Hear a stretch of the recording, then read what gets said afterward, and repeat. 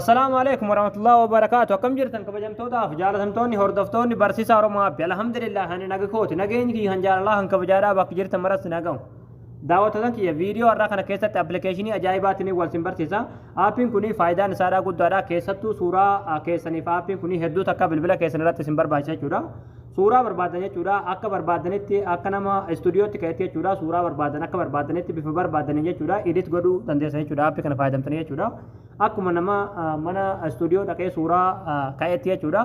Suuraa bilbilumaan kaatan kana jechuudha akka barbaadanitti edit godhuu dandeessan jechuudha. Bakka barbaadan kaa'uu dandeessanii baakgiroondii duuba keessanii kana akka barbaadanitti jijjiiruu dandeessanii waan barbaadan of duuba kaa'uu dandeessanii aappiin kun hedduu takkaa suuraa keessaniif isin barbaachisaadha jechuudha. Bilbila keessan irratti aappii kana daruurii hundi keessanuu gadi buufattanii itti fayyadamuu qabdan jechuudha.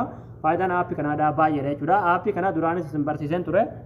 garuu amma bifa haaraa waan abdeeti godhanii jechuudha fooyyessanii waan baay'ee dabalanii fidanii jiran jechuudha.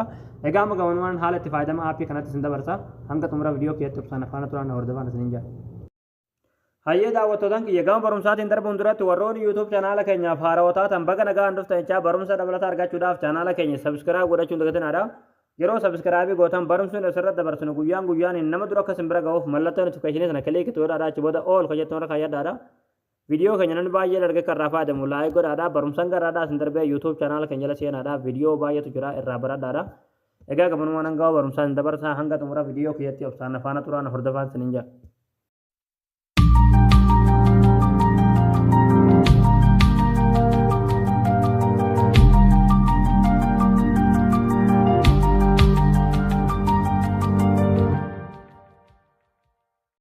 Hayyee daawwattootaan kiyyaa liinkii aappii kanaadhaa bakka irraa daawuloodii godhatan yookiin bakka irraa gadi buufatan diskiripshin boksii viidiyoo malaalaa jirtan kana jalaan isiniif ka'a.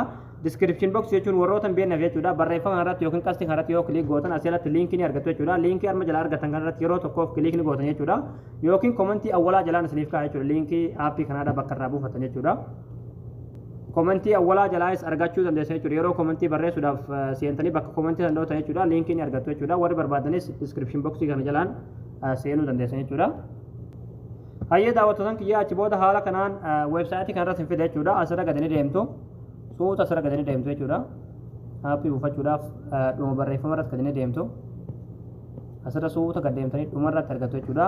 Aappii as tuqaa daawuloodii godhadhaa kajoo yookiin daawulood kajoo kanarratti yeroo tokkoof kiliikni gootanii achi booda haala kanaan alaatool aappiin pilaastoor irra isin fide jechuudha.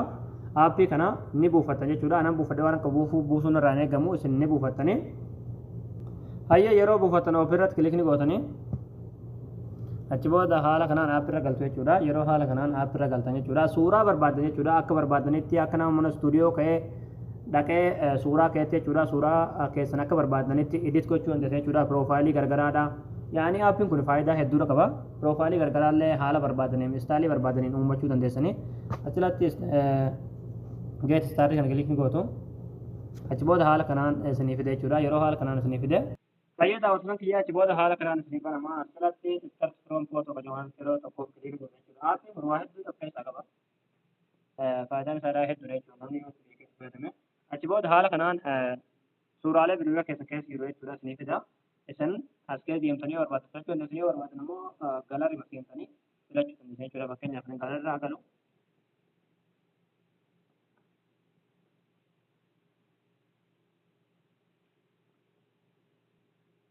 Hayyee daawwattootaan kiyyaa anamma galarra galeen jira jechuudha.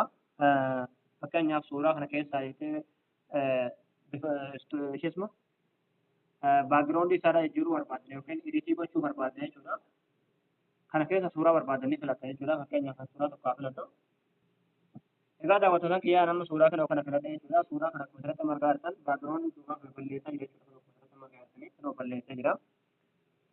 Asirratti kunoo oo barbaadan abiin isiniif kaa'uu barbaadan gurraacha isiniif kaa'u amma haalli itti suuraa kana baakgiroondii hojjetan jechuudha. Fakkeenyaaf kan adii kanarratti yeroo tokkoof ni filata jechuudha. Asirratti illee waa hedduutu jira. Piroofaayilii keessan fa'aa sirreeffachuu barbaadan firoo kajoo kun ni bitama. Firoo fayyadamuu qabdan jechuudha. Kunoo haala kanaan istaayilii barbaadan piroofaayilii barbaadan filachuu dandeessan jechuudha. Keessa kan isinitti tole. Piroofaayilii babbareedaa asirratti uumachuu ni dandeessan jechuudha. Asirratti margaa waa hedduutu as keessa jira. Kunoo haala kanaan jechuudha. Istaayilii babbareedaa ta'een jechuudha. As keessa waa hedduutu jira jechuudha. kana keessa kan isinitti tole piroofaayilii godhachuu illee dandeenya jechuudha. Amma haalli nama istuudiyoo keessatti gahee suuraa kana baagiraawundii isaadhaa edit godhuu dandeessan yookiin balleessitanii kan biratti jijjiiruu dandeessan. Ol deebina. Kan awwalas ni dhufe filannoo amma awwalatti isiniif kaa'e kana adii gurraacha ammallee adii isiniif kaa'e jechuudha. Kan awwalaa kan filattu. Achi booda haala kanaan isiniif baasaa hanga isinii baasu haala kanaan obsaan eeggatan. Egaa amma kana nu baasa jira jechuudha. As jalatti baakgiraawundi kan jechuun jechuudha baakgiraawundi kanatti yeroo tokko kilikni godhata. Achi booda ammallee haala kanaan filannoo isiniif kaa'a. Amma isin wanti gochuu qabdan as jalallee waa baay'een jira.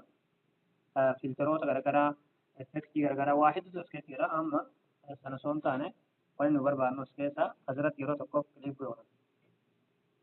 Achi booda haala kanaan baakgiraawundii isiniif baakgiraawundii barbaadan jechuudha. As kala baakgiraawundii hedduutu jira. Baakgiraawundii duuba keessan kaayyachuudhaaf ijaarame jechuudha. Baakgiraawundii hedduutu kana keessa jira. Fakkeenyaaf kunoo kana keessa dhufne waa hedduutu as keessa jira jechuudha. Baakgiraawundii kana hundumaa kana keessa kan isinitti tole hundumaa keessan godhachuu dandeessa jechuudha. Isin galee fakkeenyaaf amma kana waan godhe haala kanaan jechuudha. Kunoo kuusatti margaa jirtan bifa kanaan yoo barbaadan baakgiraawundii kunoo isinitti tole kana godhachuu dandeessanii yoo barbaadan ammallee jijjiiruu dandeessanii yoo barbaadan kunoo kana irraa kaa'ee kunoo kunis akkana jechuudha. Yaa'anii suuraa hedduutu as keessa jira. Yoo barbaadan ammallee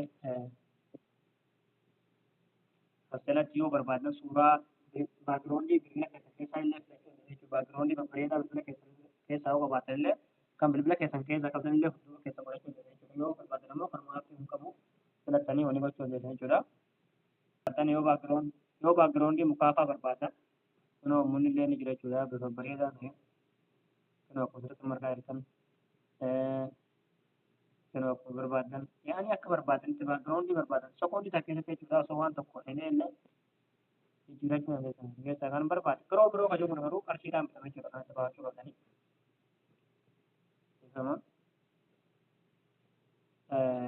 Haala kanaan kunoo yaa'anii kan isinitti tole jechuudha. Haala kanaan suuraa keessan akka nama istuudiyoo keessatti ta'etti duuba isaadhaa kana itti gootanii jijjiiruu dandeessanii bareechifachuu dandeessan jechuudha. Aappiin kun faayidaa hedduudha qaba. Faayidaa isaadhaa tokko tokkoon kana keessa deemee yoo isinitti hime jechuudha. Yeroo inni dheerate jechuudha. Viidiyoo akka baasuun barbaada.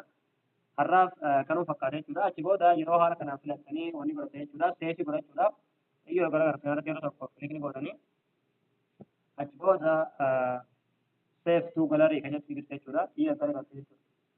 Irratti kilikni godhanii achi booda haala kanaan alaasuun seefii isiniitaa galarii keessa deemtu suuraan kun jechuudha. Isin gala kun amma seefii nuuf jira jechuudha. Suuraa san galarii keessatti argachuu dandeessu. Hayya daawwattoonni kiyyaa sanatti suuraa sanatti baakgiraawundii itti suuraa kana ture jechuudha. Haala kanaan suuraa keessan babbareechifachuu dandeessanii misiyaa. Aappiin kun faayidaa hedduu qaba yoo itti fayyadaman jechuudha. Egaa barnoonni har'aan asirratti to'ataa barumsa bareedaa karaadhaa kan jechuudha. Kanaaf keenya haareewwan sabiskiraayib godhanii maatii keenya ta'uu danda'anidha.